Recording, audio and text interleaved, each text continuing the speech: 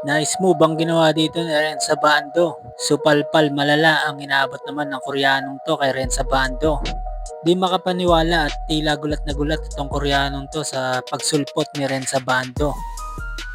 Maganda naman ang pinapakita ni SJ Belangel sa unang quarter.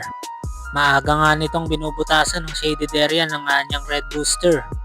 Puro drive nga sa paint ang ginagawa nito ni SJ Belangel na tila gustong kunin ang atensyon ng depensa ng anyang Red Booster. Nagmistulang magnet naman itong si SJ Belangel nang dumikit sa kanya ang dalawang player ng anyang at nakakuha pa ng end 1. Under 7 minutes, nagpakawala naman ng isang long 3 itong si SJ Belangel para maidikit ang score sa 27-25. Halfway mark ng second quarter, tila automatic na dumidikit ang depensa kay SJ Belangel kaya nagkakaroon ng libre ang ibang kampi nito. Under 4 minutes ng second quarter, nagpakawala na naman ng 3 itong si SJ Belangel at dito na nga rin na hype itong former Gilas player.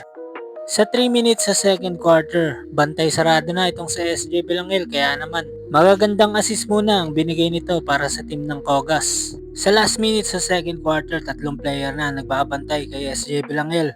Kaya nga madalas makakuha ng open 3 itong Kogas Pegasus. Pagpasok ng third quarter, agad nga nagpakula ng 3 itong si SJ Belangel. Dito na nga rin natin nakita sa action itong si Renza Bando. Sa 8 minutes ng third quarter, walang takot na salaksak ang ginawa dito sa shaded area ni Renza Bando. Halfway mark ng third quarter, parang ayaw magmintis sa 3 itong si SJ Belangel. Supalpal naman ang inabot ng Koreanong to kay Renza Bando. Magandang depensa nga ang pinakita dito ni Renza Bando at nakakuha pa ito ng foul.